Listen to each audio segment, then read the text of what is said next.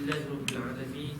Assalatu wassalamu ala asyrafil anbiya'i wal mursalin habibina wa sayyidina wa maulana Muhammadin al-karim wa ala alihi wa itratihi wa ashabihi ajma'in. Asyhadu an la ilaha illallah wahdahu la syarika lah wa asyhadu anna sayyidana wa maulana Muhammadan abduhu wa rasuluh wa sabihu min khalqihi wa habibuhu adda al-amanah wa ballagha risalah wa nasaha al-ummah wa kashafa Allahu bihi al-ummah. Allahumma salli wa sallim wa zid wa barik ala habibina wa sayyidina wa maulana Muhammadin wa ala ali sayyidina Muhammad. Allahumma amin. Fa amma ba'd. Alhamdulillah, nashkurullah azza wa jal bi ni'matil musalihat muwaffaqana bil islam dan ijtima'. Oh, lazim al-Malaysia. Okey.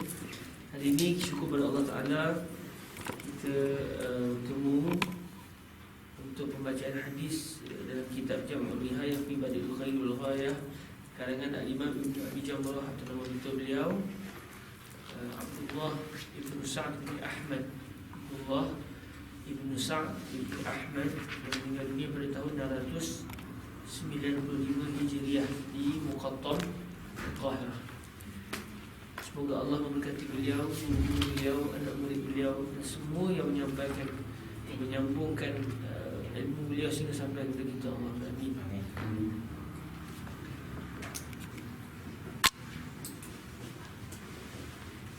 Okey, kita masuk kepada hadis yang ke-67. Hadis yang ke-67 daripada kitab Jam'ul Nihayah fi Bad'il Khair wal Ghayah. Bismillahirrahmanirrahim. Isnadina al-muttasil ila sayyidina al-imam Abi Muhammad Abdullah ibn Mas'ud ibn Ahmad, sah? Abdullah ibn Mas'ud ibn Sa'd, Abdullah ibn Sa'd ibn Ahmad al-ma'ruf ibn Abi Jamrah radhiyallahu ta'ala anhu wa ardhah wa nafa'ana Allah bi'ulumihi wa 'ulumi mashaykhihi wa talabizatihi wa qurra'i jam'i an-nihayah wa sa'ir musannafatihi wa syurahiha. Allahumma amin. Qala عن البراء بن عازب رضي الله عنهما قال أمرنا النبي صلى الله عليه وآله وسلم ب7 ونهانا عن 7. أمرنا باتباع الجنائز وعيادة المريض وإجابة الداعي ونصر المظلوم وإبرار القسم ورد السلام وتشميت العاطس. ونهانا عن آنية الفضة والمياسر وخاتم الذهب والحرير والديباج والقصي والاستبرق. Hadis ini diriwayatkan oleh Sayyidina Al-Bara' Ibn Azib. Banyak orang kadang silap baca Al-Bara' dengan bitasydidil ra'. Sebenarnya tak ada tasydid tu Al-Bara' mush Al-Bara'. Dan beliau serta ayah beliau kedudunya adalah sahabat Nabi alaihi salatu wassalam, Sayyidina Al-Bara' Ibn Azib radhiyallahu anhu. Jadi dalam hadis ini beliau meriwayatkan bahawa kata beliau, Nabi telah menyuruh kami. Amarana Nabiyyu. Nabi telah menyuruh kami dengan 7 perkara dan melarang kami dengan 7 perkara. Amarana Nabiyyu sallallahu alaihi wasallam bi 7 wa nahana an 7. 7 benda Nabi suruh, 7 benda Nabi larang. Main dalam satu majlis Nabi pernah sebut benda 7 ni jangan buat, yang ni kena buat. Tapi bukan hanya 7 saja perkara yang disuruh dalam Islam, kan? Banyak lagi benda-benda yang dilarang dalam Islam pun bukan 7 saja. Tapi dalam hadis ini Nabi meriwayatkan 7 benda yang perlu diikut, 7 benda yang perlu dielakkan. Dan ini dari satu sudut tarbiyah lah. Sebab tak semua benda kita ingat semua. Jadi cara Nabi mengajar, kerana Nabi sebut nombor-nombor tertentu supaya kita ingat dulu. Dan sesuai untuk macam kita mengajar anak-anak nak ajar semua benda tak ingat, kita ajar sikit-sikit dulu. Okay, ambil 5 ni dulu. Nanti dah lama nanti tambah lagi. Jadi ia membantu para sahabat mengingat apa yang disuruh oleh baginda Nabi SAW. Di sini sebut kami telah diperintahkan oleh Nabi SAW untuk mengikut jenazah-jenazah. Okey, mengikut jenazah-jenazah. Ni orang lelaki lah Baik, orang lelaki diminta untuk menghantar jenazah sampai ke kubur. Orang perempuan macam mana pula? Orang perempuan tak dituntut. Sebab apa? Sebab syariat tahu orang perempuan dengan orang lelaki dia lain sikit. Orang perempuan dia seorang yang penuh dengan emosi, dan ia sangat penting untuk keluarga.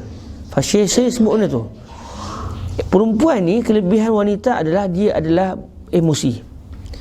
Emosinya lebih tinggi berbanding dengan akalnya. Bukan tak ada akal, akal ada. Tidak, tak datang masalah kan. Cerdik, oh tengok tu sampai isteri hebat.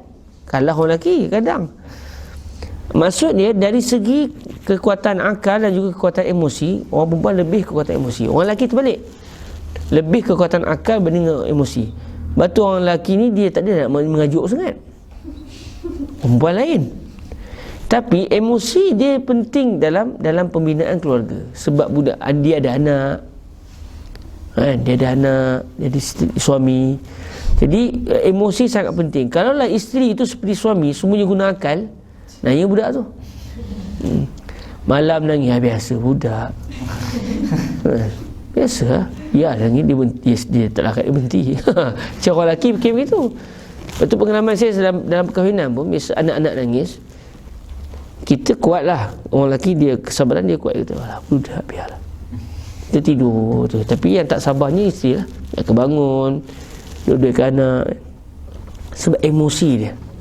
Dan kata Syekh Yusri, bayangkan orang perempuan ni bukan tak tahu letih mengandung, dia bukan tak tahu semua benda tu, sakit, tapi emosinya itu menyebabkan dia bahukan lagi. Biar kalau boleh dia ada ramai anak, sebab dia dikalahkan oleh emosi dia sayang dengan anak. Cuba orang lelaki ada pengalaman sekali mengandung, sekali tu lah tak mau dah, gila sakit nak salin semua, tengok bawa kita angkat beg pun dah tak larat, ni 9 bulan. Itu sebab dia guna akal. Jadi padanan lelaki perempuan tu sesuai. Oleh kerana orang lelaki ni dia punya akal dia mengalahkan emosi dia. Ada jugalah orang lelaki yang tiba melampau lebih daripada perempuan lagi, ada juga kadang, tapi jarang lah kan. Biasanya orang lelaki ni dia emosinya tidak seperti orang perempuan. Dia ada emosi juga, tapi biar. Dia senang begitu. Dia banyak fikir rasional. Orang perempuan pula dikalahkan dengan emosi. Tapi macam saya sebut tadi lah, kedua tu sebenarnya sangat penting. Gabungan dua benda tu sangat penting lah. Kalau orang lelaki pun emosi, buat apa tak pergi kerja? Mengajuk dengan isteri. Alamak, tak masalah begitu. Mengajuk dengan isteri pun tak pergi kerja kan. Ya betul kan. Sedih, mengajuk, nanya kan. Nanya macam mana di ahli keluarga, nak cari duit pun sedih lah. Tengok orang ni kutuk dia terus nak berhenti kerja. Alamak, memang nanya betul. Memang nanya. Tapi orang perempuan dia lebih di situ. Sebab dia perlu bila dia mengajuk anak dia datang, dia lepas tu budak mengajuk dia pujuk, dia begitu kan. Jadi oleh kerana wanita ni emosi dia kuat, emosi dia lebih tinggi berbanding dengan akal dia. Dalam isu-isu kesedihan biasanya dia tidak dapat mengawal perasaan. Maka dengan sebab itulah atas dasar rahmat Allah Ta'ala, Nabi meminta orang perempuan tidak ke kubur pada ketika jenazah tu ni lah. Tapi lepas tu nak ke jenazah kubur tak apa je. Tapi masa bawa jenazah ke kubur tu, meraung nanti, dia tak elok kan. Tapi orang lelaki ni dia sedih-sedih dia pun dia kawal, dia boleh kawal. Dia kata tak apalah, semua orang balik juga, besok kita pula balik. Dia boleh kawal, dia otak dia cepat walaupun dia sedih. Tapi jarang lah tengok orang lelaki sampai bawa jenazah tu, kenapa tinggalkan saya? Tak adalah, sepanjang hidup tak jumpa lagi lah. Elok je, dia sedih, dia boleh, tapi sedih pun dia boleh bawa jenazah tu ke bawah, dia boleh talqin. Menangis tak kata apalah kan. Tak menangis tu pelik sangat, suka ke kan.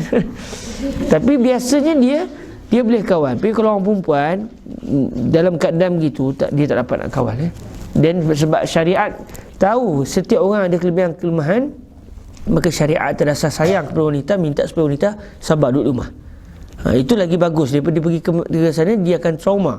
Dia akan ni. Maka dalam hadis ini Nabi menyuruh kami, maksudnya kami orang lelaki, untuk membawa jenazah sampai ke kubur. Okey. Bahkan kalau kita sembahyang jenazah dapat pahala 1 qirat. Kita bawa jenazah sampai ke kubur dapat pahala 1 qirat. Sahabat tanya, qirat tu besar mana? Qirat tu lebih kurang sebesar bukit Uhud. Pahala dia. Tapi orang perempuan tak boleh pergi. Banyak orang perempuan tak pergi. Kenapa tak pergi? Sebab Nabi tak bagi. Dia dapat pahala juga. Sebab dia bukan tak pergi kosong. Dia tak pergi kerana Nabi tak bagi. Okay, jadi setiap orang dia ada kedudukan dia. Dia ada peluang dia untuk berpahala. Orang perempuan lagi senang lah. Banyak benda pahala orang perempuan ni sebab tak buat je. Tapi dia kena pandai niat kena Allah. Orang lelaki ni pahala sebab kena buat. Tak ada kita berapa tak sembahyang sebab Allah tak bagi. Ya betul. Tak ada. Orang perempuan lain. Orang perempuan pahala ni banyak sebab mengikut arah Allah sebab Tuhan tak bagi.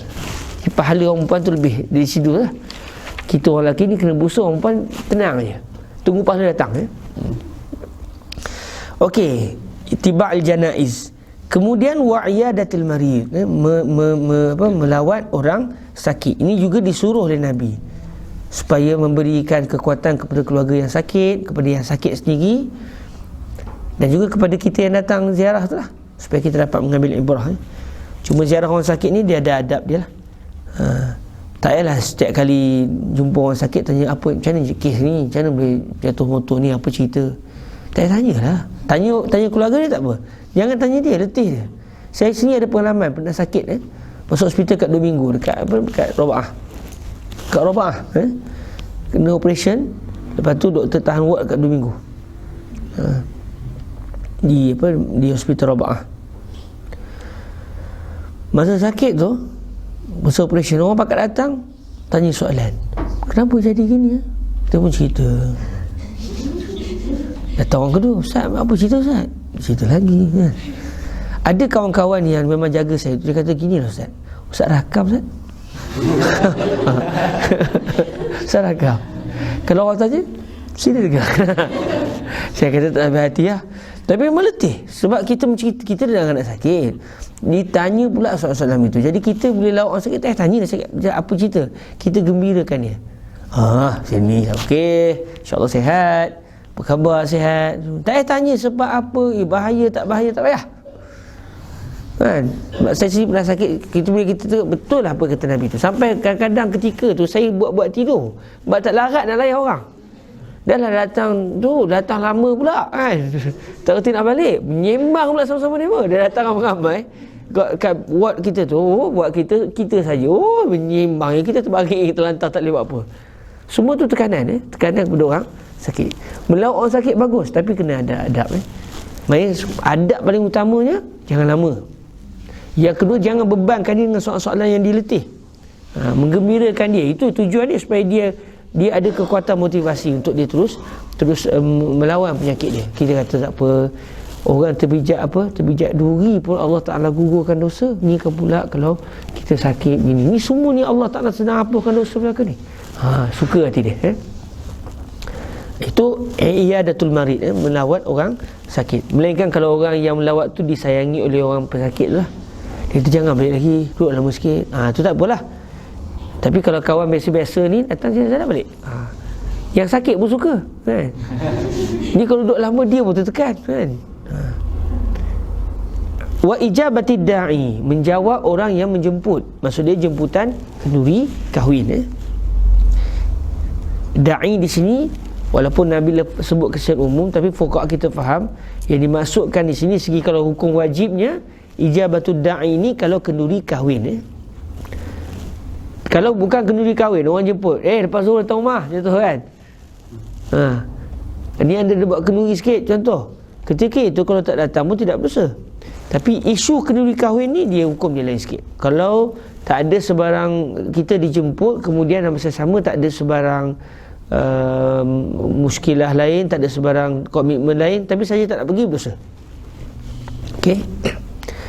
Tapi kalau majlis tu memang majlis kahwin tapi dengan maksiat semua ada situ, pukul sekian tarian gelek, menggembirakan hati pengantin dan juga tetamu. Kita tahu ada benda tu, tak datang tak apa. Tapi kalau majlis tu elok kan, tak ada masalah lah. Dan mungkin orang timbulkan dalam majlis tu duduk campur lelaki perempuan, adakah itu maksiat? Tidak maksiat sebenarnya. Itu tidak dianggap maksiat. Sebab yang menjadi maksiatnya kalau kita bersentuhan. Tapi kalau kita dapat asingkan tu lagi baiklah, tetamu lelaki, tetamu perempuan di tempat dia. Tapi kalau tak asing pun sekali, tempat yang sama, orang ramai, dia tak panggil ikhtilat. Sebab dia sekali, dia sekali, jadi tak berlakulah ikhtilat tu. Cuma janganlah duduk sebelah-sebelah perempuan saja duduk contoh, lepas tu duduk tu menyentuh-nyentuh pula, itu tak betul lah. Yang tu yang jadi haram tu. Tapi kalau contoh dalam majlis tu katakan tuan rumah tak sempat nak tak rancang, tiba-tiba Allah mak tak bagi, tak pecah lagi perempuan, adakah itu kenduri maksiat? Tidak, dia tidak dianggap kenduri maksiat. Cuma lagi baik kalau diasingkan lah. Cuma kalau asing pun jadi masalah juga kepada orang yang berkeluarga. Dia bawa anak, macam mana nak buat? Awak nak ke mana? Saya nak ke mana? Udah. Lepas tu anak ni macam mana? Tentu je. Orang lelaki dia suka kalau makan dia sorang-sorang. Dia suka orang perempuan sebab dia makan dia kena fokus. Sebab dia guna otak dia. Kalau ada budak-budak tu semua ganggu dia punya fokus. Orang perempuan pula dia suka sambil makan menyembang. Jadi sesuai kalau budak-budak makan dengan orang isteri. Saya sendiri kalau makan, pergi kat mak. Pergi kat mama. Orang perempuan bersonok. Itu kelebihan orang perempuan. Alhamdulillah. Ijabatud da'i menjawab orang yang mengajak kita kenduri kahwin. Macam saya sebut tadi lah, kalau kenduri bukan kenduri kahwin, kalau bukan kenduri kahwin tidaklah wajib kita pergi. Tidaklah wajib kita pergi. Kalau kenduri yang tidak dijemput, kita datang, boleh tak boleh? Haram. Dia panggil tataful, macam budak kecil, ngending-ngending. Orang tak jemput kita pergi kenduri, lepas tu kita datang. Jadi tak boleh kalau tak dijemput ke kenduri kita datang, berdosa. Sebab tuan rumah kadang-kadang dia dah bajet dah. Banyak benda ni berlaku kadang-kadang. Orang yang datang melampau-lampau ramai, tak dijemput pun datang. Nanya tuan rumah. Lain kali elok kenduri peringkat awal dahsyat makanan ni, lain kali telur goreng. Berlaku memang berlaku. Masa tu tuan rumah pun buka dah masak, semua dah stres, dah tinggi pun dah naik. Sebab tak tahu nak jamu apa. Lain kali kadang-kadang terus pergi cek kedai mamak lah. Bawa apa semua kedai mamak tu, kenduri kahwin jadi kenduri kedai mamak. Daripada ni berlaku. Jadi benda-benda begini kita kena jaga. Pergi ke kenduri kahwin tak dijemput itu adalah haram. Cari nak keluar haram tu tapi tak elok lah. Tapi kalau nak keluar pada haram tu, pergi cakap saya ni tak dijemput. Boleh ke? Awak dah tak tahu. Secara orang kata dah tahu. Okey, alhamdulillah selesai dari segi haram. Itu cara nak makan free lah. Satu ahad dia pergi je, saya ni tak dijemput, tapi tak apa ke saya, tapi tak elok lah kan, jatuhkan maruah, mukhil maruah. Ijabatud da'i wa nasril mazlum, menolong orang yang dizalimi. Kata Fadilatul Syekh, tak kira lah yang dizalimi itu orang Islam ataupun bukan Islam. Dalam Islam ni, orang yang dizalimi ni perlu ditolong. Bukan melihat dari segi agama dia apa, tapi melihat dari sudut dia itu dizalimi. Ini kelebihan dan kecantikan Islam. Hatta kalau yang menzalimi itu Muslim, yang kena zalim itu adalah ghair Muslim, kita kena tolong dia sebab dia dizalimi. Doa orang yang dizalimi hatta yang bukan Islam pun, doanya didengari oleh Allah Azza wa Jalla. Jadi suatu hadis dihuraikan oleh Syekh kata, hatta kalau dia bukan Muslim sekalipun, inni haramtu zulma ala nafsi wa ja'altuhu bainakum muharrama fala tazalamu. Agama kita berdiri atas paksi tidak ada unsur menzalimi. Sebab tu carilah dalam syariat tak ada istilah zalim. Tak ada istilah syariat menzalimi pihak ni. Cuma kadang-kadang orang kata syariat tidak berlaku adil dengan saya sebab dia ikut hawa nafsu dia. Dia minat satu benda yang haram, lepas tu syariat tak bagi. Lepas tu dia kata syariat buat zalim dia. Bukan zalim dia sendiri menzalimi diri dia. Syariat nak membebaskan dia daripada dia terus menzalimi diri dia. Tapi biasalah berlaku pertentangan di atas syariat dengan hawa nafsu. Itu yang keluar macam-macam tu, liberal. Sebab dia guna akal dia. Dia menafsirkan syariat dengan akal dia.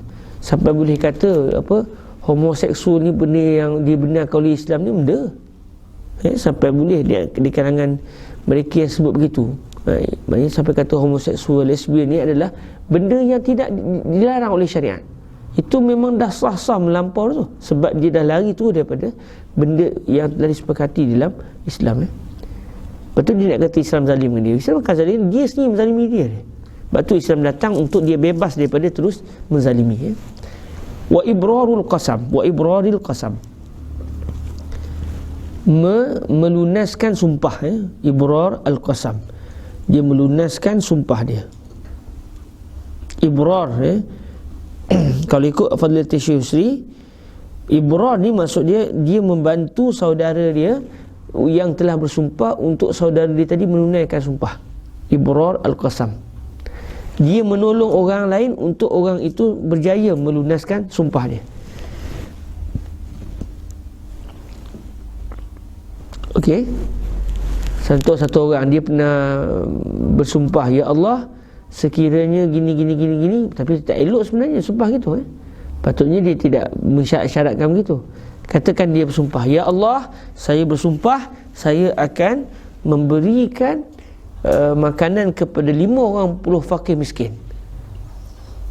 Tiba-tiba dia dah bersumpah tadi, dia tak mampu nak tunaikan sumpah dia. Ada penyelesaian dia. Dia puasa 3 hari untuk dia kafarah sumpah.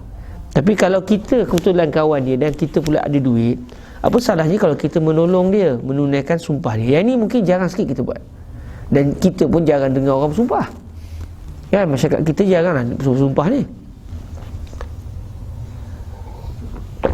Kalau masyarakat Mesir jangan, jenuh kita nak tolong. Banyak nak sumpahnya. Jadi kalau ada satu orang dia bersumpah nak buat satu benda, tiba-tiba dia diuji Tuhan tak mampu nak menunaikan sumpah dia. Dan kadang kita boleh tolong dia. Maksudnya selalunya bersumpah dari segi harta lah. Kalau dia bersumpah nak puasa, bukan kerja kita lah puasa untuk dia. Dia sendiri lah kena puasa kan. Jadi kalau dia sumpah contoh nak tolong orang ni, nak benda tiba-tiba nak buat masjid lah, benda tiba-tiba tak mampu. Dia sendiri ada penyelesaian dia, iaitu dia bebaskan diri dia dengan kafarah sumpah. Tapi dalam masa yang sama, kalau kita ada kemampuan membantu dia, kebetulan kita pun duit ada, apa salahnya kita tolong dia supaya dia dapat menunaikan sumpah dia. Waraddis salam, menjawab salam. Menjawab salam. Jawab salam. Orang bagi salam, dia jawab balik.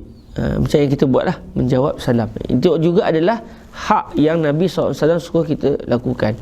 Wa tashmit al-atis. Yang ni pun kadang-kadang jarang juga berlaku. Orang bersin senyap je. Bahkan yang bersin tu pun senyap. Ini antara sunnah yang mula nak ditinggalkan oleh masyarakat kita. Orang bersin, dia sampai kadang yang bersin tu tak apa, kita pula yarhamkallah. Alhamdulillah. Sampai begitu sekali Dan orang Mesir dia ada satu, kalau cerita Raddus Salam ni, dia ada satu sikap kalau kita patutnya bagi salam dengan dia tak bagi salam, dia Waalaikumsalam. Tu nak pilih tu kan tak bagi salam tu. Dia patutnya contoh kita masuk dalam kereta, tiba kita senyap dia kata Waalaikumsalam. Maknanya tak sepatutnya lah, sepatutnya kita bagi salam. Dia ada lah, kalau Mesir ni kan dia ada juga nilai-nilai mengajar tu tapi dalam bentuk value gitulah. Tashmitul atis orang bersin patutnya disebut alhamdulillah, kita pun mendoakan dia yarhamukallah, kemudian dia jawab balik yahdina wa yahdikumullah wa yuslih balakum. Jadi ini semua adalah tanda kita sebagai mukmin ni saling sayang menyayangi, saling menghormat menghormati, saling mengambil berat. Sebab bila dia bersin tu maknanya dia pun sebut alhamdulillah, sebab Allah Ta'ala menghilangkan daripada diri dia benda yang tidak elok. Lalu kita pun mendoakan dia, yarhamukallah, moga Allah merahmati kamu. Jadi sebenarnya kalau kita faham, kita mendoakan orang, jadi orang tu dia seronok dengan kita. Cuma mungkin kalau jadi adat, kita tak terasa yang tu adalah doa. Jadi tashmid al-atis ini adalah benda yang dituntut oleh syariat. Tapi kalau orang yang bersin tu tak kata apa, maka kita pun taklah dituntut untuk mendoakan dia. Dia senyap je. Tak sepatutnya lah dia senyap. Jadi kita pun tak perlulah doakan dia. Tapi kalau kita nak doakan dia pun tak ada masalah juga. Cuma kalau dia bersin banyak kali, tak payahlah sampai banyak kali tu sebut syafakallah lah. 3 kali je bersin, alhamdulillah, alhamdulillah, alhamdulillah, alhamdulillah, alhamdulillah, alhamdulillah. Bersin kali ke-4, ke-5, ke-6 tu syafakallah. Syafakallah wa khuzid dawa ya kabar. Khalas, ibtidaan dia. Sebab dia sudah ketika tu dia dah ada penyakit tu, dia sesema.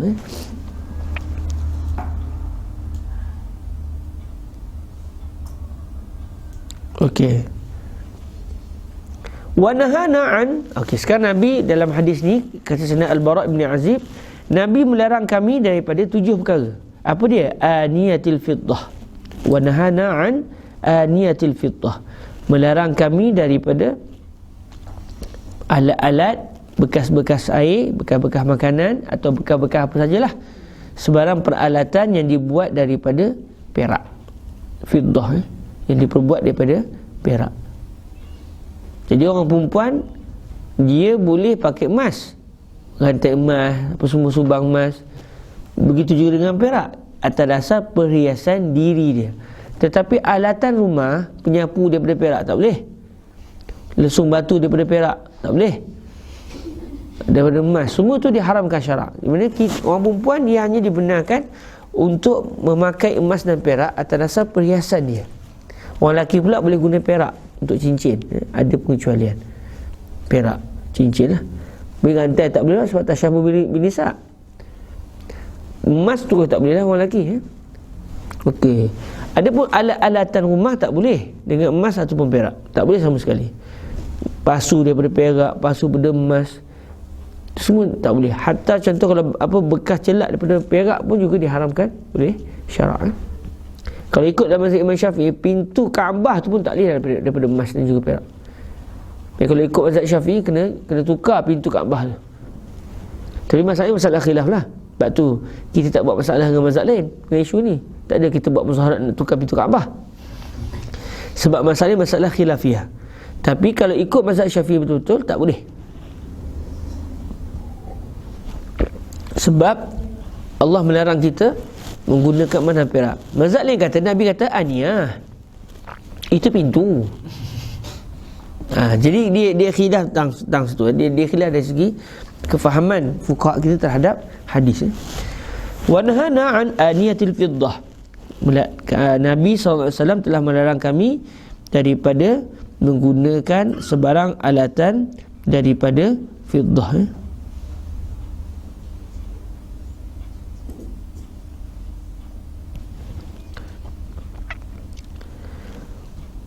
Wal mayasir.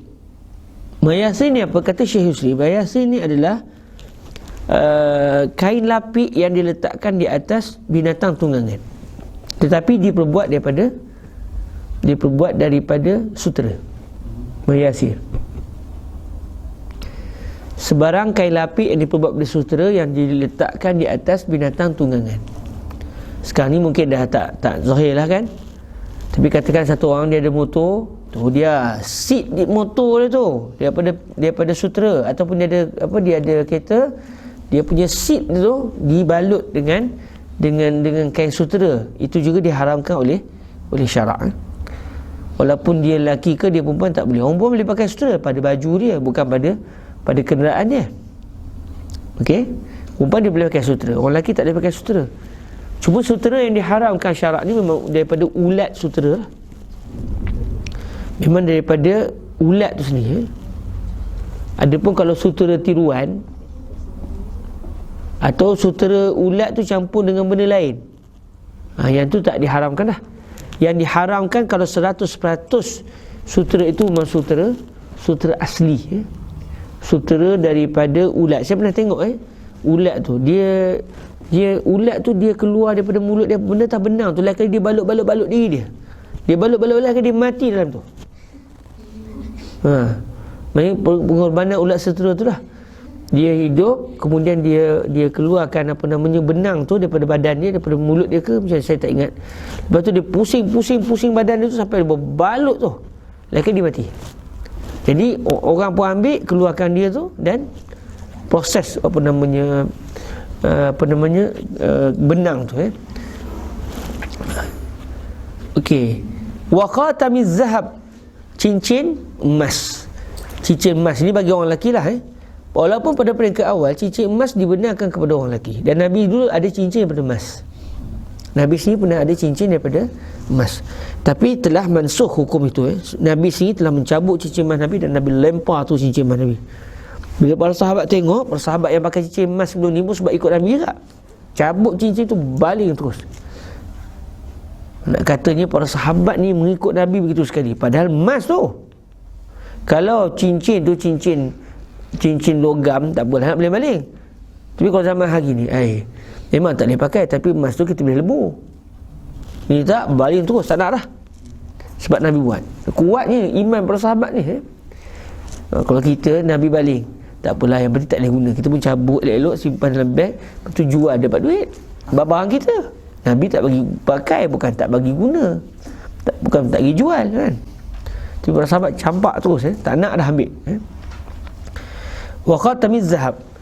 Kemudian Nabi sebut wal harir, wad dibaj, wal qassi, wal istabrak. Fadilatul Syekh Husain ketika menghuraikan 4 yang berbaki ni, harir, dibaj, qassi, istabrak, kata Syekh Husain empat ini semuanya sutera. Cuma sutera jenis sutera yang ada pada zaman Nabi. Tapi semuanya adalah sutera yang asli. Maknanya harir adalah sejenis sutera. Kita pun dah tak tahulah macam mana bentuk dia tu. Harir sejenis sutera zaman Nabi. Dibaj juga adalah sejenis sutera zaman Nabi. Qassi juga begitu, istabrak juga begitu. Tapi di antara jenis-jenis itu mungkin ada beza-beza dia, rate dia semua. Tapi semuanya sepakat dari sudut ianya adalah sutera asli. Kalau yang tadi tu mayasi itu sutera juga, tapi sutera yang dijadikan sebagai tempat lapik binatang. Yang ni Nabi tak bagi guna pakai baju diperbuat daripada sutera. Sama ada sutera itu jenis harir, atau sutera itu jenis dibaj, atau sutera itu jenis qassi, atau sutera itu jenis istabrak. Mudah ceritanya, zaman hari ni apa saja jenis sutera, walaupun nama dah berbeza sekalipun, kalau dia daripada ulat sutera itu, maka orang lelaki tidak boleh memakainya sama sekali. Orang perempuan boleh pakai. Tengok siapa kata orang Islam menzalimi wanita. Jadi kalau kita kata, mana hak kami orang lelaki nak pakai sutera? Kami pun nak pakai juga. Cincin emas tak boleh pakai apa kan? Dah, tak boleh kata begitu. Sebab banyak orang kata Islam menzalimi wanita ditindas. Habis ni sekarang ni kita pula orang lelaki ditindas ke macam mana? Tak, baik syariat tahu mana sesuai, mana tak sesuai. Apatah lagi pakaian sutera ini dia ada unsur kelembutan, sesuai kepada tabiat orang perempuan. Sutera tu dia unsur yang lembut, tak kena dengan orang lelaki. Macam orang lelaki pakai serban warna pink. Bersama lagi baju pun pink, kasut pun pink. Jadi Imam Tarawih pengsan orang. Tak kena. Dia tak kena dengan tabiat orang lelaki tu. Jadi syariat nak, kalau kamu lelaki, tunjukkan kamu tu betul-betul lelaki. Kalau kamu perempuan, jangan jadi lelaki, tunjuk yang kamu tu seorang wanita. Baik, sebab kita redha dengan jantina yang telah Allah rezekikan kepada kita. Allah yang Maha Hakim, yang Maha mengetahui, tahu kita ni sesuai lelaki ke perempuan. Sebab tu syariat mengharamkan kita pergi tukar jantina. Besar-besar tu tukar jantina. Bahkan buat belagak jadi orang perempuan, walaupun tak tukar jantina pun dah haram dah. Bahkan dosa besar. Sebab Nabi guna kalimah la'anallahu al-mutasyabbihat birrijal wal mutasyabbihina bin nisa. Kalimah la'ana tu menunjukkan dia adalah dosa besar. Tapi ini perjuangan golongan liberal. Dia kata saya orang Islam, tapi dia Islam yang mahu menafsirkan akal sesedap perut mereka, seenak perut mereka, tidak mahu mengikut syariat. Jadi kita kena bawa balik masyarakat. Sekarang ni kita hamba kepada Allah. Apa yang Tuhan suruh itu yang kita pegang. Sama ada kita tahu hikmah atau tidak. Mungkin jiwa kita tak setuju. Dan di situlah perjuangan tasawufnya, iaitu kita nak didik jiwa kita sampai jiwa kita ni dengar cakap Tuhan dia. Sebab jiwa kita ni macam binatang liar yang payah dengan cakap. Dia perlukan kepada ketuk dia, didik dia sampai dia boleh terima arahan Tuhan dia. Siapa Tuhan kita? Allah Azza wa Jal. Jadi sebab itu ada perintah, ada larangan. Sebab ini adalah taklif. Di dunia ini adalah ardu taklif, supaya kita dapat didik jiwa kita mengikut arahan Tuhan. Kalau kita berjaya kat syurga, dah tak ada taklif lah. Pakailah benda pun, dah tak ada taklif lah. Semayang pun dah tak wajib dah. Sampai mereka pula nak minta sujud pada Allah. Seronok ketika itu, bukan taklif lah, tapi mereka nak sujud juga kepada Allah. Di dunia dah kita diperintahkan oleh Allah sebab arahan dan larangan. Supaya benda ini kita tahu, nak buat gini kena tanya dulu syariat kata apa. Boleh ke tak boleh? Sebab kita nak didik jiwa kita mengikut apa yang telah disuruh oleh Allah Azza wa Jalla. Okey.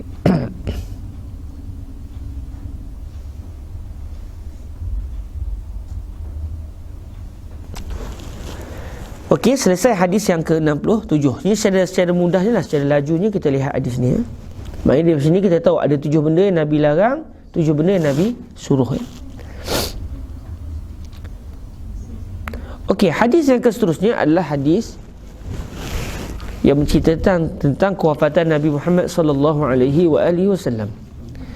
Wa anhu bihi an Ibn Abbas radhiyallahu anhuma anna Abu Bakr radhiyallahu anhu kharaja wa zalika ba'da wafati Rasulillah sallallahu alaihi wasallam wa Umar yukallimu an-nas faqala ijlis fa aba fatashahhada Abu Bakr radhiyallahu anhu famala ilaihi an-nas wa taraku Umar faqala amma ba'd faman kana minkum ya'budu Muhammadan fa inna Muhammadan qad mat wa man kana ya'budu Allah fa inna Allah hayyun la yamut.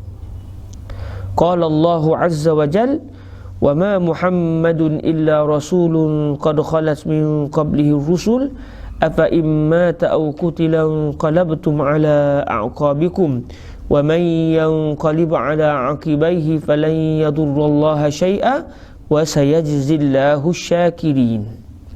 Wallahi laka'anna an-nasa lam yakunu ya'lamuna anna Allah anzala al-ayah hatta talaha Abu Bakr fatalaqaha minhu an-nas fama yusma'u basharun illa yatluha. Ini kisah yang disebutkan oleh Sayyidina Abdullah bin Abbas suatu peristiwa kewafatan Nabi Muhammad sallallahu alaihi wasallam. Kata Sayyidina Abdullah bin Abbas, Sayyidina Abu Bakar radhiyallahu anhu telah keluar.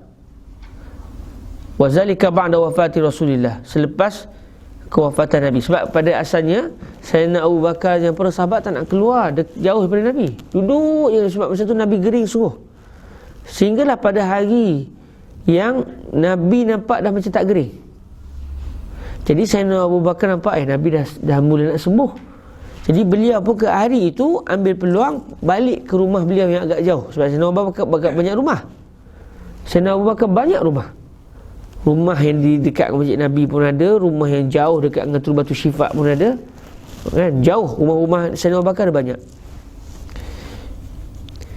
Kalau rumah dalam masjid dekat masjid Nabi tu yang itulah apa namanya Khawkhah Abi Bakrin tu, kalau kita masuk masjid Nabi masuk dengan daripada Babus Salam tu kita akan jumpa Khawkhah Abi Bakr. Itu adalah tapak rumah Sayyidina Abu Bakar dekat dengan rumah Nabi, tapi beliau juga ada rumah yang jauh dekat dengan kawasan Turbatu Syifa, tempat yang jauh. Jadi Sayyidina Abu Bakar telah pergi ke rumah beliau yang jauh. Akhirnya hari itulah Nabi wafat. Kadang-kadang beliau menjauh dekat itu jauh daripada Nabi. Lalu akhirnya Sayyidina Abu Bakar pun balik semula ke masjid Nabi. Dan ketika itu Sayyidina Abdullah bin Abbas sebut, Sayyidina Umar sebut sedang berbicara dengan manusia. Sayyidina Umar kata Rasulullah tak wafat. Sayyidina Rasulullah hanya nampak seperti wafat, tapi sebenarnya ruh Nabi akan balik semula. Nabi hanya meninggalkan kita dalam tempoh waktu tertentu, macam Sayyidina Musa AS meninggalkan Bani Israel dalam tempoh 40 hari. Maknanya dalam tempoh yang tak lama lepas ni roh Nabi akan datang balik dan Nabi akan hidup semula. Nabi tak wafat. Dan kata Sayyidina Umar ketika itu Nabi akan perangi siapa-siapa saja yang kata Nabi wafat. Sayyidina Umar kata siapa yang kata Nabi wafat ni semua geng-geng munafik belaka ni. Kalau ikut dalam ucapan Sayyidina Umar masa hari itu, maka kita nampaklah betapa dahsyatnya peristiwa kewafatan Nabi. Sampai Sayyidina Umar yang ucapan beliau ni jangan buat main, sampai Quran pun turun kena dengan ucapan Sayyidina Umar. Hakikatnya bukan Quran turun ikut Sayyidina Umar, tapi Allah mengilhamkan Sayyidina Umar berucap dengan ucapan yang telah pun ada di Lauh Mahfuz. Kena dengan ayat Quran. Bukan Quran ikut Sayyidina Umar. Tapi secara nuzulnya Sayyidina Umar sebut dulu baru nuzul Quran. Quran tu dah ada dah di Lauh Mahfuz. Taufik Allah Ta'ala bagi Sayyidina Umar ni sampai ucapan Sayyidina Umar tu kena dengan Al-Quran yang belum turun lagi. Tapi dalam peristiwa tu habis. Sayyidina Ali pun terduduk, tak tahu nak apa benda yang berlaku ni. Peristiwa bila musibah terlalu dahsyat, kita mungkin akan melihat peristiwa seperti ni. Akal yang hebat pun ketika tu dah tak mampu nak berfikir dengan waras. Jadi Sayyidina Umar nampak siapa yang kata Nabi wafat ni semua geng-geng suka ni. Semua ni sebenarnya hari ni keluar habis. Siapa yang kata Nabi wafat sah dia munafik. Suka Nabi tak ada. Sayyidina Umar faham begitu. Padahal tak. Para sahabat tak begitu. Tapi memang nampak semua Nabi wafat. Bahkan Sayyidina Umar ancam kan, siapa yang kata Nabi wafat nak penggal kepala. Dahsyatlah peristiwa tu. Bila Sayyidina Abu Bakar sampai, Sayyidina Umar bercakap lagi dengan para sahabat, bagi tahzir, jangan duk kata-kata Nabi wafat, nanti Nabi akan balik. Tunggu kejap, kita tunggu sabar sampai roh Nabi datang balik. Tengoklah berapa hari, lepas tu kita akan bersama kembali dengan Nabi. Sayyidina Abu Bakar kata kepada Sayyidina Umar, ijlis fa'abah, duduk wahai Umar, tak payah bercakap-cakap, duduk. Namun Sayyidina Umar enggan untuk duduk. Kata Syekh Yusri, Sayyidina Umar tak nak duduk tu kerana dahsyatnya peristiwa tu, sampai Sayyidina Umar macam tak dengar ucapan Sayyidina Abu Bakar. Macam apa, mamai begitu.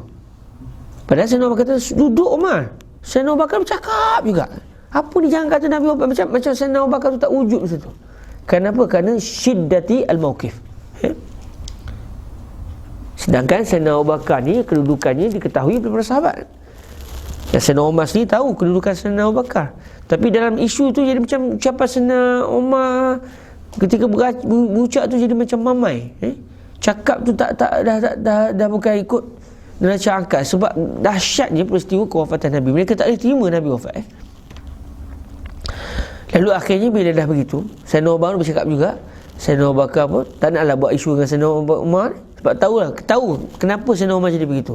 Lalu Sayyidina Abu Bakar mula berucap. Bila Sayyidina Abu Bakar berucap, para sahabat pun pergi ke Sayyidina Abu Bakar dan tinggalkan Sayyidina Umar.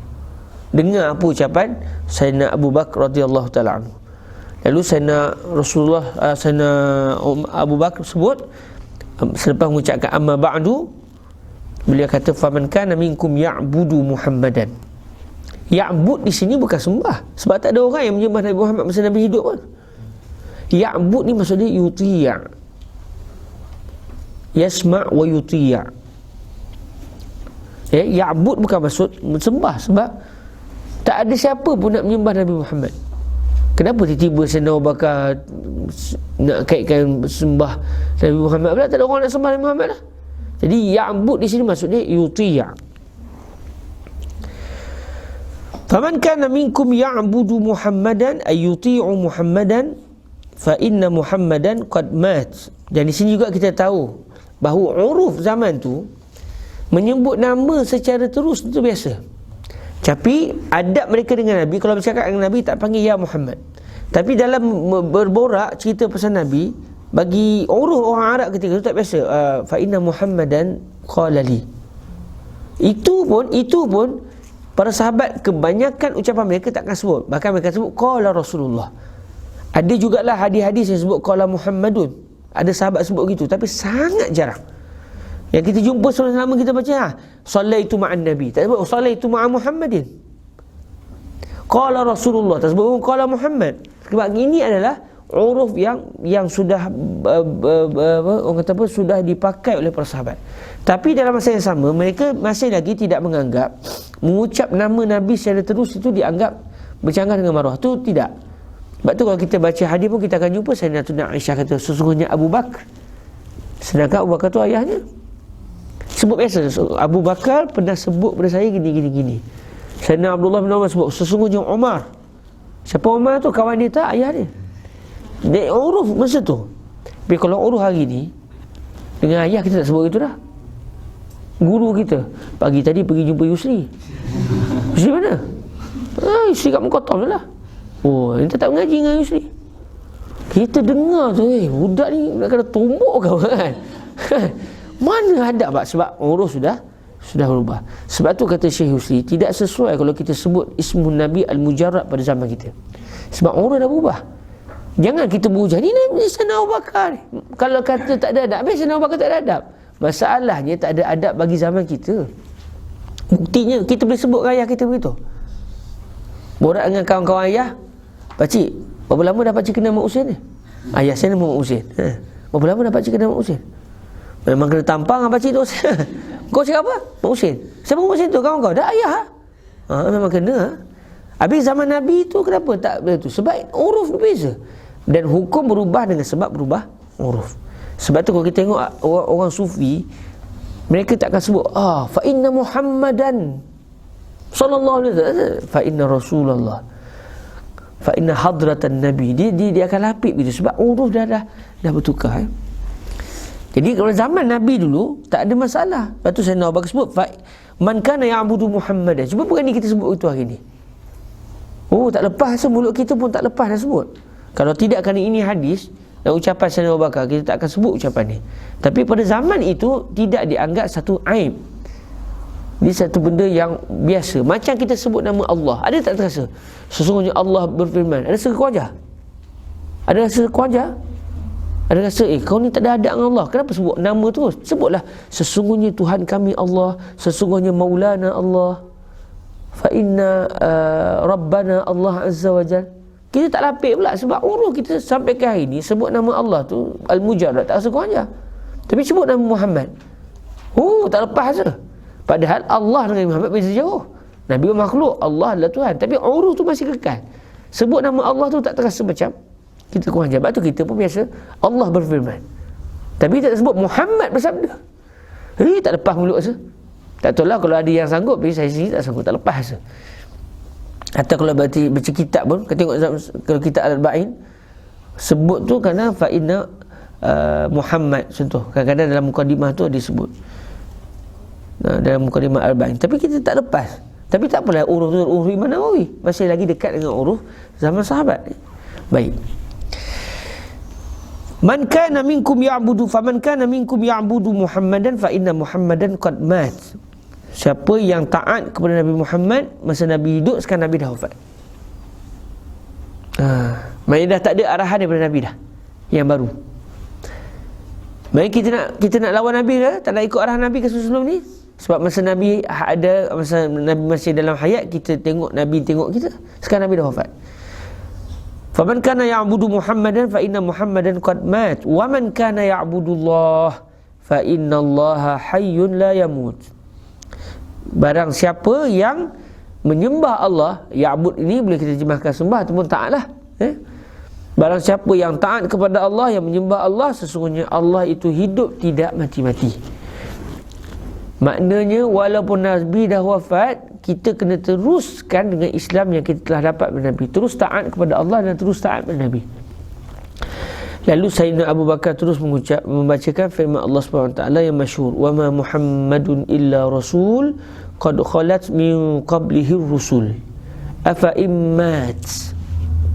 Istidlalnya kerana Sayyidina Umar tak boleh terima Nabi wafat. Bahkan Sayyidina Umar berpendapat Nabi tak akan wafat sama sekali. Sedangkan Sayyidina Umar hafal Quran. Tengok kerana apabila musibah tu begitu dahsyat, hatta benda yang kita selama ni ingat pun tak ingat dah.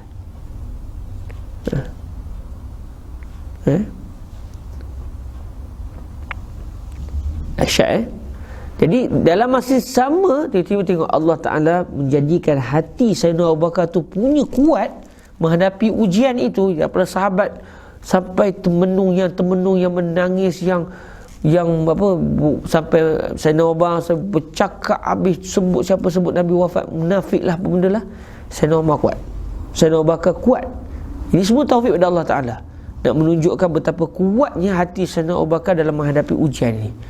Sebab tu Sayyidina Abu Bakar betul-betul telah menyelamatkan sahabat Nabi dalam peristiwa kewafatan Rasul. Sayyidina Abu Bakar baca ayat, wa ma Muhammadun illa rasul qad khalat min qablihi rusul qad khalat min qablihi rusul. Baik, Nabi-Nabi dulu ada lagi secara hayatnya, ada hayat duniawiyah, tak ada dah. Baik, Nabi dulu wafat. Nabi Muhammad adalah salah seorang utusan Nabi, penutup para Nabi. Maknanya kalau Nabi-Nabi dulu wafat, kenapa Nabi Muhammad tak wafat? Tidak mustahil. Lalu Allah sebut dengan jelas, afa immat au kutil. Adakah kalau Nabi wafat atau Nabi terbunuh, kamu akan berbalik kepada, kamu akan berpaling tumit kamu? Syekh Hussein ketika menguraikan ayat ni kata beliau, au di sini bermaksud wa. Bukan au dengan maksud Nabi sama ada Nabi meninggal biasa atau Nabi meninggal terbunuh. Tapi au mat di sini, afa immata au kutil, au di sini maksud dia wa. Dalam bahasa Arab kadang-kadang au dengan maksud dan. Kerana hakikatnya memang Nabi dibunuh. Nabi mati syahid. Sebab Nabi meninggal dunia disebabkan racun Khaybar. Jadi secara zahir Nabi meninggal bukan dalam perang, mat. Memanglah mat ni tak kira lah mati dalam medan perang ke, meninggal dunia dengan sebab sakit ke, dipanggil mat. Tapi Allah sebut bukan sekadar Nabi tu wafat biasa, tapi Nabi wafat sebagai seorang syahid. Bagi besarlah. Supaya tidak ada orang yang mati syahid kata, tengok saya mati syahid, Nabi tak mati syahid. Tak, Nabi mati syahid. Nabi syahid kerana apabila Nabi makan daging daging kambing yang diracun itu, Nabi dan makan, kemudian Allah berhentikan peranan racun tu. Lalu Allah Ta'ala tanya kepada Nabi, adakah anda mahu terus hidup selama-lamanya atau anda kembali kepadaku? Lalu Nabi kata, ila rafiqil a'la.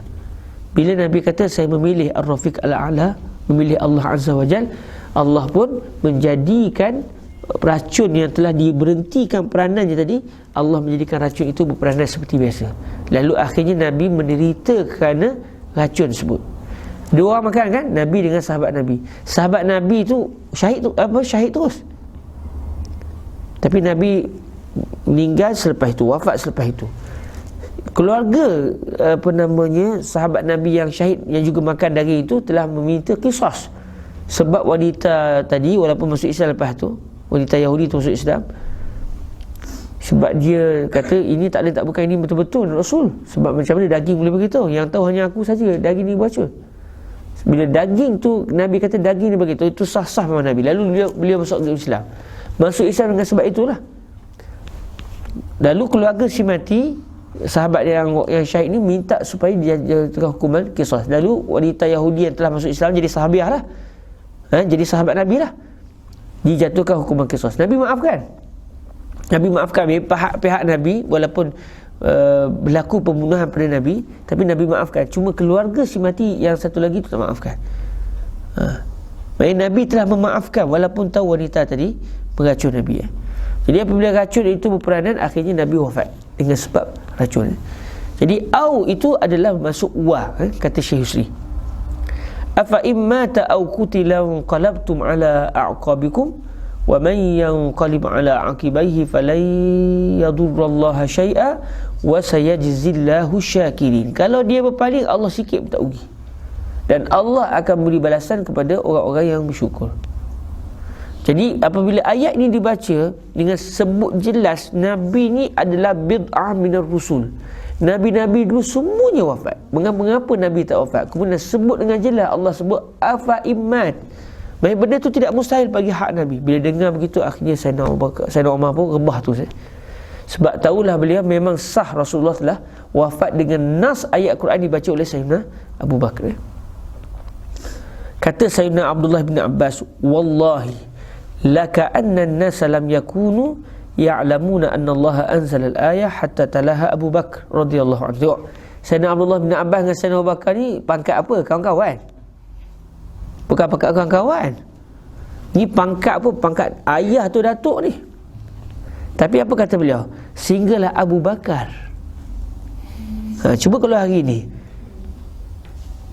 contoh datuk kita, nenek kita, sehinggalah Mak Usin sebut pada saya. Memang melompat satu keluarga korang. Tapi tengok Sayyidina Abdullah bin Abbas sebut biasa, sebab ini uruf mereka. Sehinggalah Abu Bakar radhiyallahu anhu membacakan ayat itu, lalu manusia, betul para sahabat, telah mengambil ayat itu daripada Sayyidina Abu Bakar. Fatalaqaha minhu ay min Sayyidina Abi Bakar. Fama yusma'u basharun illa yatluha. Kata Sayyidina Abdullah bin Abbas, maka selepas peristiwa itu tidak akan ditemui mana-mana orang lelaki pun, mana-mana manusia pun, basyarnya manusia, tidak ada dijumpai mana-mana sahabat pun selepas daripada Sayyidina Abu Bakar sebut ayat ni, melainkan kita akan jumpa sahabat tu tiba-tiba wa ma Muhammadun illa rasul. Semua baca. Sebab apa? Kata Syekh Yusri, supaya kerana para sahabat nak mensabarkan diri mereka. Lalu dibaca ayat tu supaya mereka redha dengan ketentuan Allah yang mewafatkan Nabi SAW. Sebab tu kata Sayyidina Abdullah bin Abbas, sehingga seakan-akan manusia tak pernah dengar ayat tu. Padahal ayat tu terus bukan tak ramai hafal ayat Quran. Di kalangan sahabat ramai hafal. Sayyidina Abu Bakar hafal, Sayyidina Umar hafal, Sayyidina Ali tahu ayat ni. Tapi di saat itu pakat-pakat lupa habis. Kerana syiddatil mawqif, syiddatil musibah allati asabatuhum. Jadi mereka pakat-pakat baca ayat ini untuk memberikan kesabaran ke atas diri mereka. Okey.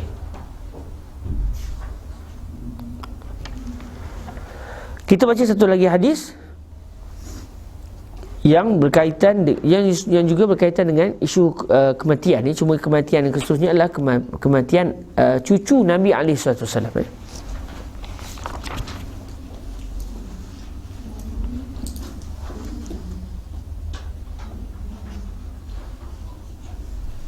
Okey.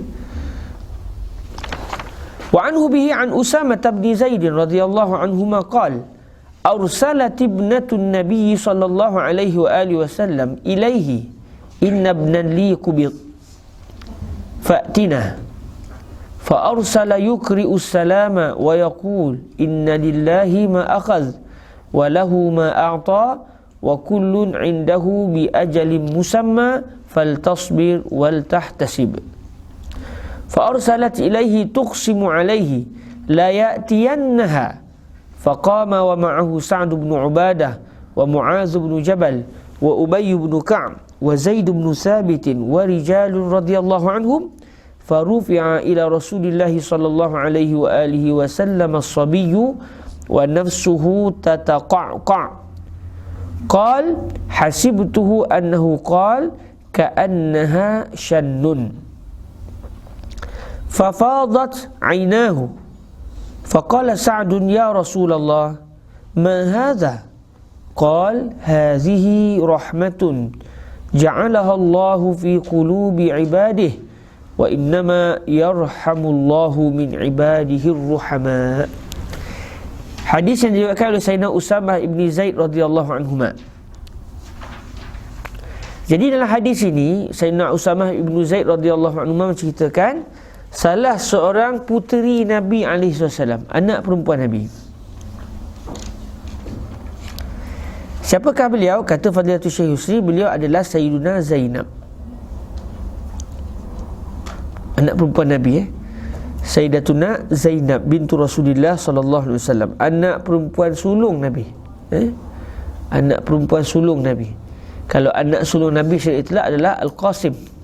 Tu anak Nabi mula-mula dapat anak Al-Qasim. Tapi kalau lihat dari segi perempuan, siapakah di kalangan anak perempuan Nabi yang paling sulung? Sayyidatuna Zainab. Jadi kalau ikut, memang para ulama kata mungkin Sayyidah Zainab, mungkin orang ni, tapi yang Syekh Yusri sebut beliau adalah Sayyidatuna Zainab.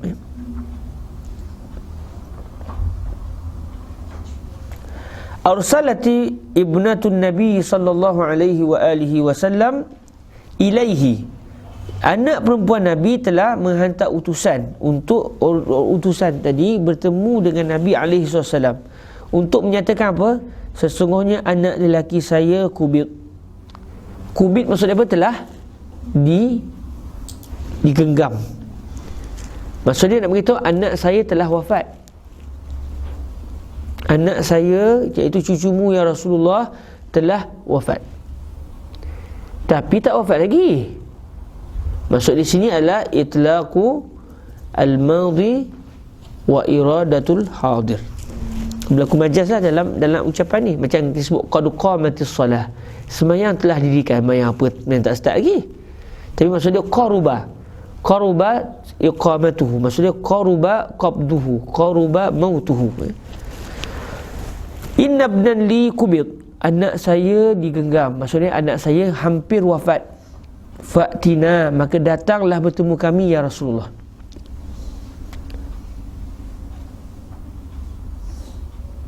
Jadi kata Fadilatul Syekh Yusri, kenapa Sayyidatuna Zainab minta Nabi hadir? Supaya Sayyidatuna Zainab dapat rasa kuat sebab Nabi ada. Sebab ni anak tengah nazak ni, nazul akhir, tak mampu kan, anak kesayangan apa semua. Bila kita dah kahwin, kita tahu seorang anak, dia mungkin boleh sabar kalau ayah dia atau ibu dia pergi dulu. Tapi kalau anak pergi dulu, tak lepas. Jadi apabila Allah SWT mengambil anak Sayyidatuna Zainab, jadi Sayyidatuna Zainab memang tak kuat Memang siapa-siapa pun tak akan sekuat, sedih sangat-sangat. Apatah lagi kalau yang meninggal adalah anak sendiri. Kalau ayah meninggal kita sedih dah, ibu meninggal kita sedih dah. Ni pula anak kita. Lalu beliau meminta Nabi untuk hadir sekali supaya beliau dapat sekuat dengan Nabi. Nabi hadir, kuatlah. Nabi akan sabarkan. Lalu Nabi telah menghantar utusan. Ketika itu kebetulannya Nabi ketika itu sedang sibuk. Adalah urusan kaum muslimin yang penting yang kita tak disebut dalam hadis ni. Lalu ketika itu Nabi mengutamakan masalah umat berbanding dengan masalah peribadi Nabi. Nabi sebagai ketua negara, kebetulan masa tu ada urusan penting. Sebab kalau tak ada urusan penting, takkan Nabi sambil menyembang dengan sahabat, tak ada urusan apa, tiba-tiba datang satu orang, Rasulullah cucu nak meninggal. Tak apalah, suruh sabar. Itu tak kena dengan sikap Nabi. Nabi ni rahmah. Nak pula kalau keluarga sendiri, siapa-siapa pun melompat kalau dengar begitu. Tiba-tiba Nabi kata, Nabi tak pergi terus. Nabi hantar utusan minta sabar. Ketika itu dapat difahami, Nabi ketika itu sedang dalam suasana yang agak penting, sehingga Nabi tak mampu nak meninggalkan majlis dengan sahabat. Ada benda penting tengah perbincangan, nak perang ke apa, wallahu a'lam, menyebabkan Nabi tidak dapat pergi serta-merta ketika itu. Jadi di sini menunjukkan seorang pemimpin itu kalau dia bertembung di antara masalah ammah dan masalah khassah pribadi dia kena utamakan masalah ammah. Kalau dia bertembung lah, kalau tak bertembung tak timbullah isunya kalau bertembung. Lalu Nabi menghantar utusan, Nabi kata fa arsala yuqri'us salam wa yaqul inna lillahi ma akhadh. Sesungguhnya bagi Allah lah apa yang Allah telah ambil. Apa yang Allah ambil itu sebenarnya milik Allah. Nabi nak memberikan kesabaran kepada isteri, kepada anak puteri Nabi, kepada puteri Nabi. Sesungguhnya apa yang Allah telah ambil itu sebenarnya milik Allah. Walahu ma'ata. Apa yang Allah bagi itu milik Allah juga. Maksudnya yang Allah bagi milik Allah, yang Allah ambil pun milik Allah. Anak tu itu daripada Allah, pemberian daripada Allah. Bila Allah nak ambil balik, kenapa nak marah? Kenapa nak sedih? Memanglah sedih, tapi kenapa nak tak puas hati? Tak sepatutnya kita tak puas hati. Bahkan kita kena sedar, ini adalah daripada Allah, pemberian daripada Allah. Kalau Allah ambil pun hak Allah. Wa kullun indahu bi ajalin musamma. Semua kita ni ada ajal yang telah disebutkan, yang sudah ditentukan di sisi Allah. Semua kita ada ajal. Sampai masa matilah kita. Faltasbir wal tahtasib. Maka bersabarlah wahai puteriku, dan hendaklah kamu tahtasib. Baik kamu mengharapkan agar Allah memberikan kepada kamu kebaikan atas kesabaran.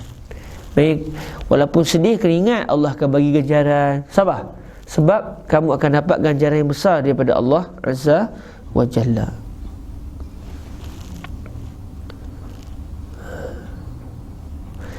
Dalam Muwatta' saya teringat kisah ni. Dalam Muwatta' Imam Malik, dalam isu bab ta'ziah ni, Imam Malik dalam hadis ni pernah menceritakan dalam Muwatta' ada seorang tabi'in, saya terlupa, anak Sayyidina Abu Bakar aku tak silapnya, Al-Qasim Muhammad bin Abdullah bin Abi Bakar ataupun orang lain.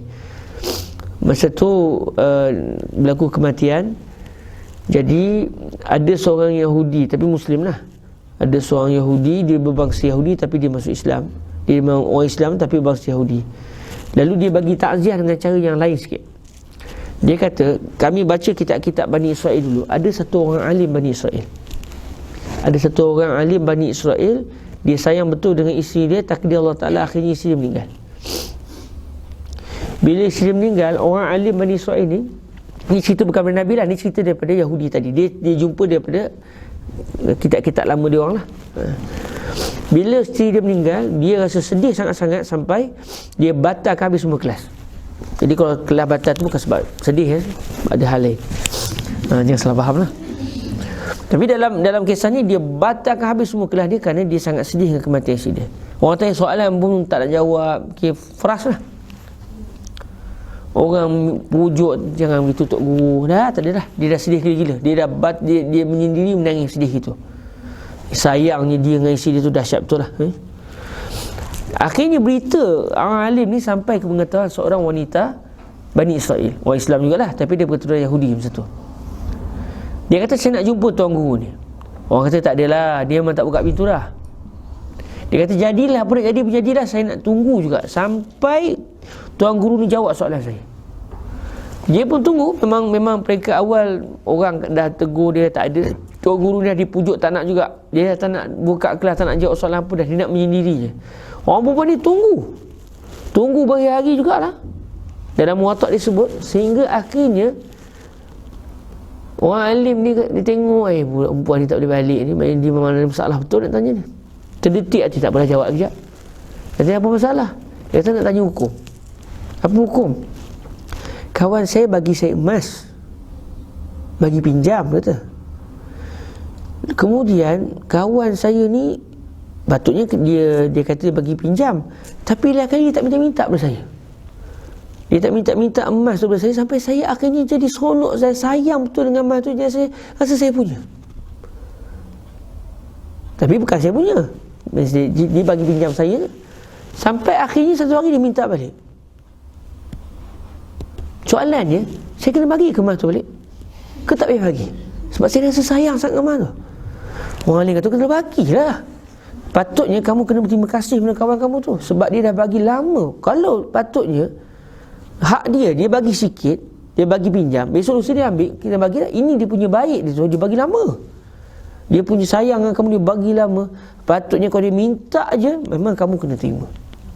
Sebab itu tak patutnya kamu kena berterima kasih dengan dia, sebab dia bagi lama dah, betul.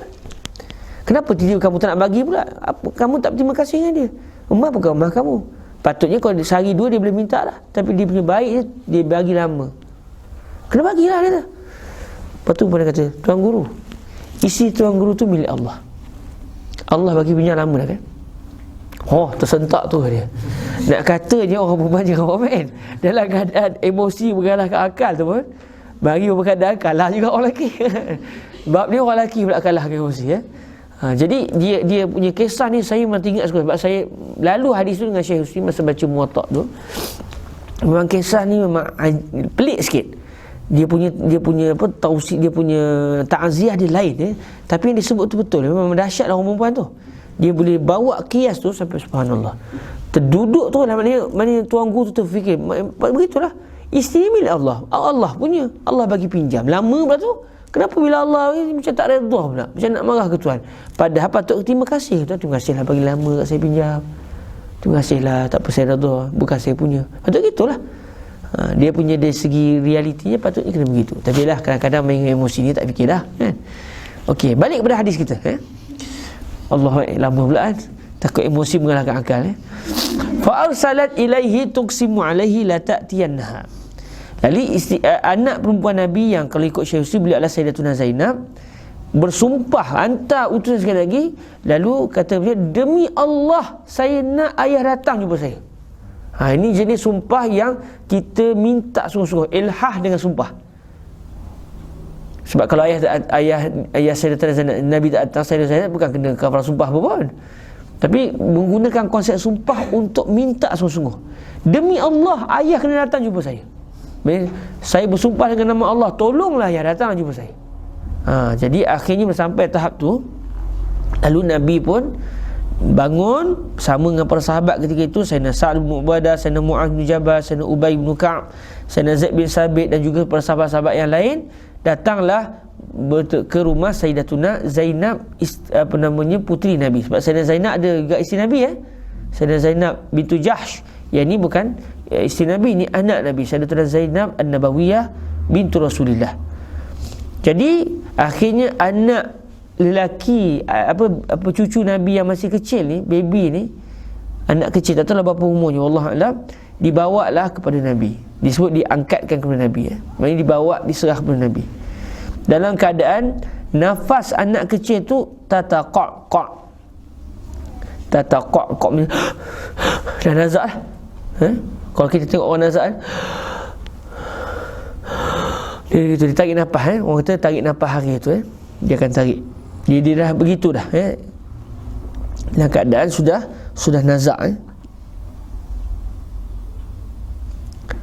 Kemudian kata perawi hadis, hasibtuhu annahu qala, Seingat saya perawi hadis ini sebut ka'annaha syannun, seperti nafas tadi itu adalah syan. Syan adalah bekas yang diperbuat daripada kulit yang lama. Orang dulu kita punya ni contoh senang daripada plastik. Orang dulu nak dapat plastik ni, jadi sembelih kambing ke semua, kulit kambing tu dibuat sebagai orang kata apa, bekas simpan air. Dia punya botol zaman dulu tu daripada kulit Tapi kulit tu bila sebut syan tu macam kulit tu dah lama, dah guna lama lah. Ka'annaha syannun, seperti nafas itu adalah kulit kulit simpan air. Jadi kata Syekh Husri, maksud dia air kalau dalam bekas kulit, kalau kita goncang tu bunyi gitu, jadi digambarkan nafas anak tu macam tu, bukanlah macam tak, dia nafas dia dah mutarib dah, dah nazak sangatlah, seumpama macam bunyi dah seperti air. Tapi bunyi dalam botol ni mungkin lembut lagi lah, tapi kalau dalam kulit ni saya pun tak pernah sedengar kulit tu. Itulah kita cari, kita dengar buat air sekali, dengar macam mana. Sebab digambarkan begitu ka'annaha syannun, sepertinya nafas itu berada di dalam air yang sedikit, di dalam bekas yang diperbuat daripada kulit yang lama.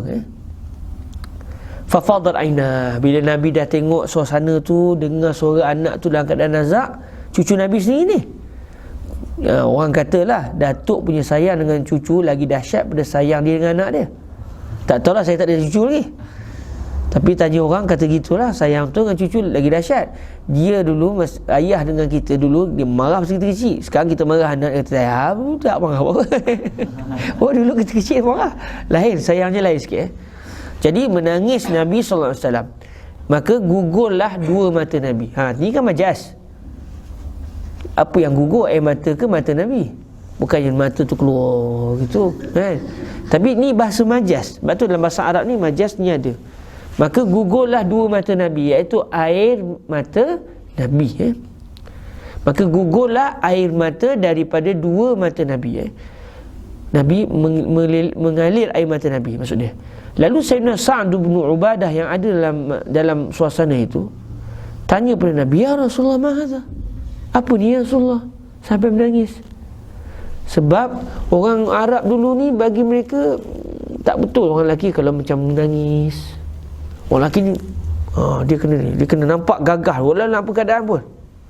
Orang perempuan nangis tak apa, orang perempuan jahiliah bukan tak nangis, koyak baju tu kan, koyak baju untak dada tu orang perempuan. Orang lelaki kena steady, baru nama lelaki. Apa nangis macam pondan. Mereka faham gitu. Sama juga macam kencing duduk. Bagi orang Arab dulu, apa ni, orang lelaki patutnya kencing berdiri. Lepas tu kalau selak begitu je depan orang ramai, baru nampak gagah lelaki tu. Dia punya pemikiran begitu. Jadi terkejut Sayyidina Sa'd bila tengok Nabi mengalir mata, sebab tak kena dengan tabiat orang lelaki yang mereka faham. Tengok betapa Nabi mengubah masyarakat daripada budaya kerah tak tentu hala tu, ditukar kepada menjadi generasi yang lain terus. Lalu Sayyidina Sa'd terkejut, ya Rasulullah, kenapa menangis? Kita orang lelaki. Begitu Sebab bagi mereka, kata Syekh Hussein, air mata lelaki ni tanda orang lelaki tu lemah. Kalau dia tu perkasa, dah dia kena steady, tak boleh keluar nangis. Tak, Nabi tak ajar begitu. Kalau kita sedih nangis, tak payah tahan.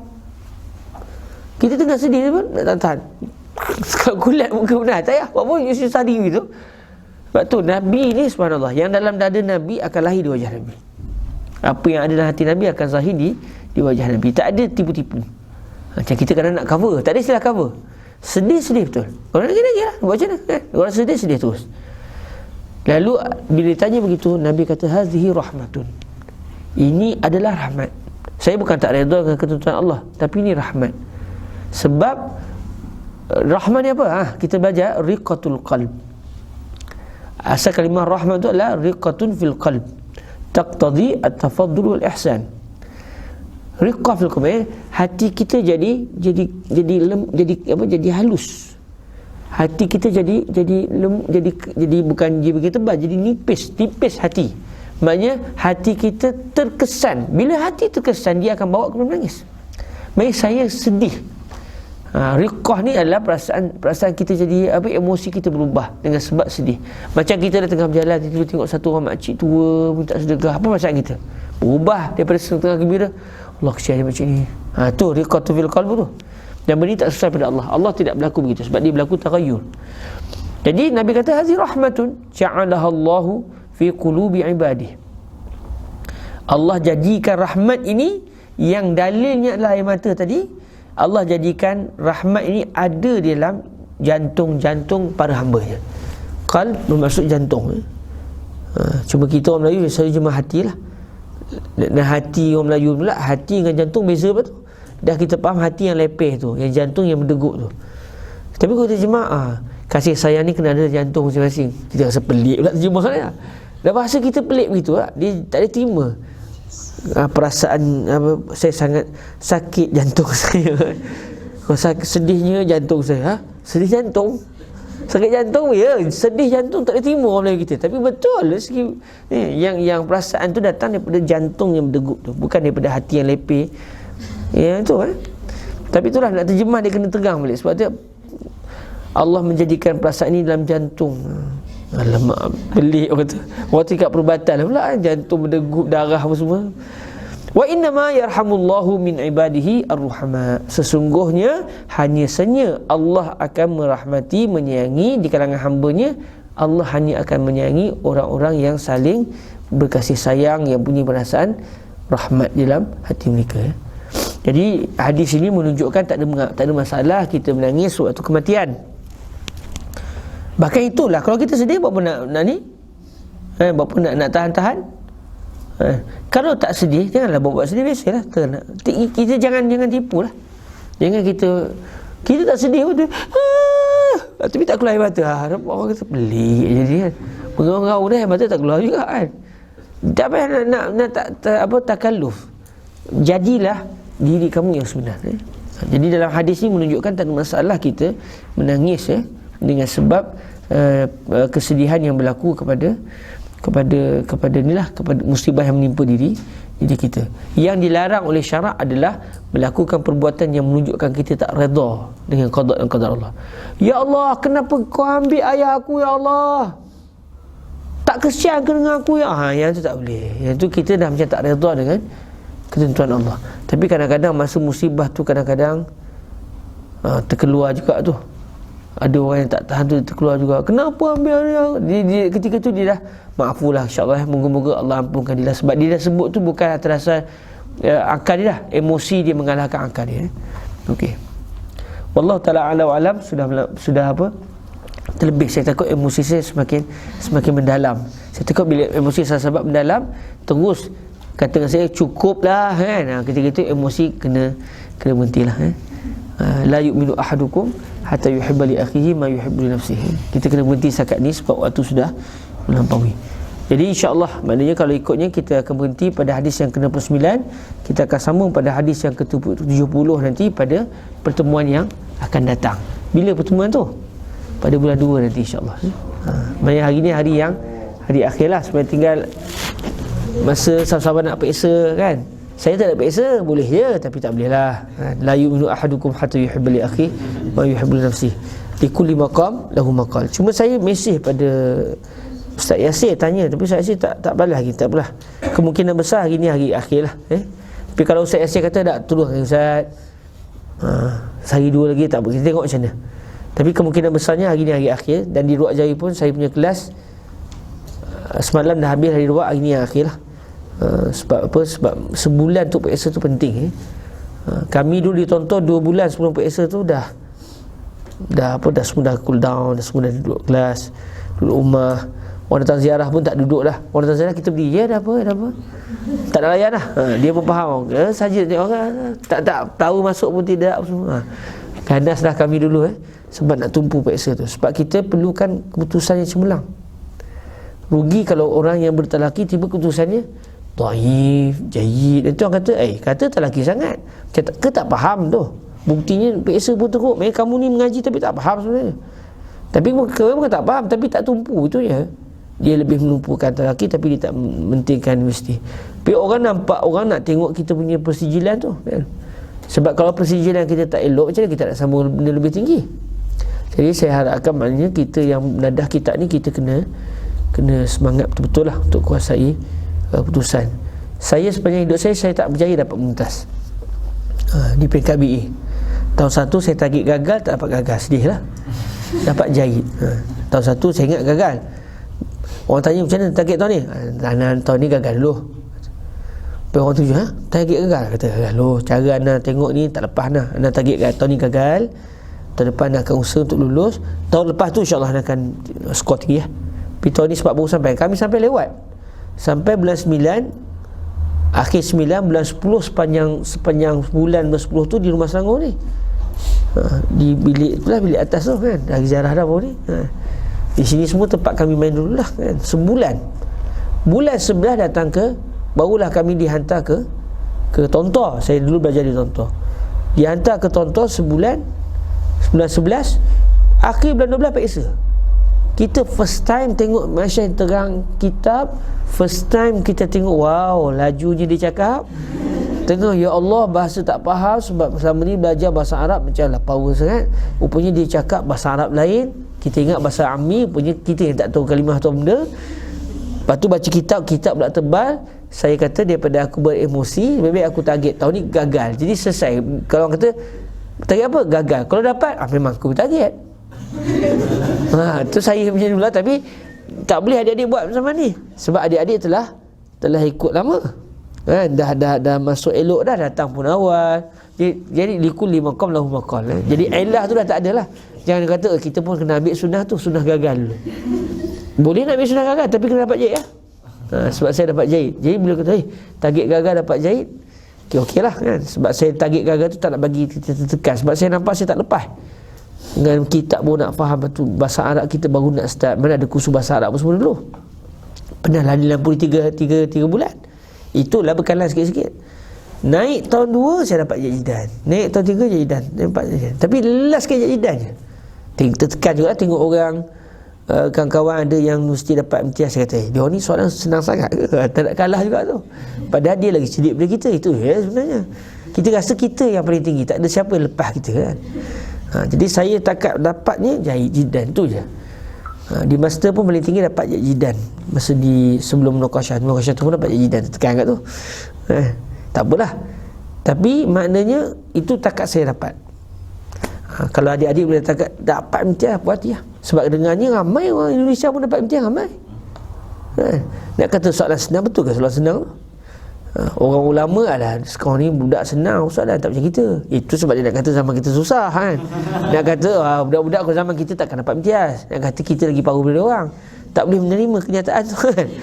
Jadi kalau tahun ni adik-adik boleh dapat target sampai imtiaz, tu best. Saya seronok kalau kita boleh letak dalam minda kita dapat jahit tu memalukan. Tension dapat jahit. Tapi orang zaman dulu, jahit tu kira power lah, cemerlang lah. Siapa kata cemerlang? Kita kena target biar tinggi, biar kita orang nampak, subhanallah, dia ni hebat. Bukan kita nak tunjuk kita hebat tu, tapi kita nak buktikan bahawa kita sebenarnya cemerlang. Sebab orang academician, dia akan nampak kalau orang ni tak cemerlang, dia yakini ke ilmu dia, cakap sembang kot. Bukti dia apa? Mana master dia, mana PhD dia? Orang sekarang nak tengok itu. Dari sudut kita pun perlu gak menyediakan diri kita dengan perkara itu. Dalam masa sama kita tahu hakikatnya ilmu bukan itu. Ilmu ni adalah bitalaqi. Sebab ulama dulu hebat dengan sebab talaqi. Cuma sistem dulu tak ada dah master PhD ni. Tapi yang mengatakan orang ni hebat tak hebat, guru tu sendiri. Dia kata anak murid aku ni memang hebat, diakui ilmu dia. Itulah sistem master PhD zaman dulu. Hari ni kita kena bagi keputusan cemerlang supaya kita dapat naik lebih tinggi. Jadi sebulan ni memang sangat sempurna untuk kita dapat alal aqal jahidan. Al-aqal lah jidan. Sebulan ni sempat sangat. Pagi, tengah hari, petang, malam, orang datang bertamu, diri je, jangan bagi dia masuk. Dia ada apa, boleh saya tolong? Apa-apa kalau ada pesanan di mesej tak apa. Tumpu begitu, memang dapat lah. Buat apa lagi, pagi, tengah hari, petang, malam. Buku tu boleh ulang sampai 4-5 kali. Tapi emosi kena jagalah. Kalau tak jaga emosi, baca kitab ni, tengok kitab ni, baca tengok ni, dah kali dia jadi daur tasasul lah, pusing kitab. Tapi satu kitab pun tak habis sebab dia teringat tu, teringat dia jadi musyawwash. Aqluhu musyawwash. Dia kita kena emosi kena ni. Kena. Orang yang berakal dia juga kena jaga emosi lah. Okey, sekarang tu dahulu daripada saya, semoga diberkati Allah. Ada rezeki kita jumpa lagi. Kita tangguhkan majlis kita. Ada soalan sebelum tutup? Ada pula majlis motivasi akhir tu Ada sebarang soalan nak tanya? Okey, kalau tak ada kita tangguhkan dengan kita berselawat ke atas junjungan mulia Nabi Muhammad sallallahu alaihi wa alihi wasallam.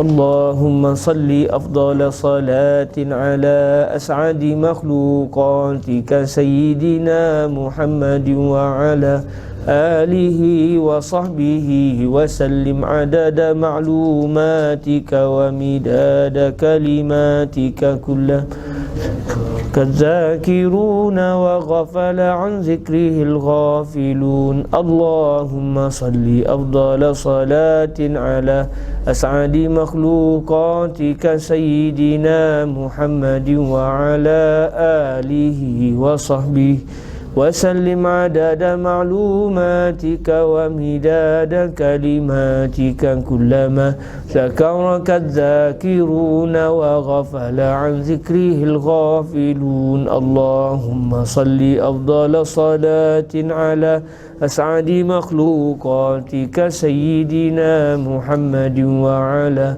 آله وصحبه وسلم عدد معلوماتك ومداد كلماتك كلما ذكرك الذاكرون وغفل عن ذكره الغافلون سبحانك اللهم بحمدك أشهد أن لا إله إلا أنت أستغفرك وأتوب إليك بسم الله الرحمن الرحيم والعصر إن الإنسان لفي خسر إلا الذين آمنوا وعملوا الصالحات وتواصوا بالحق وتواصوا بالصبر والسلام عليكم ورحمة الله وبركاته.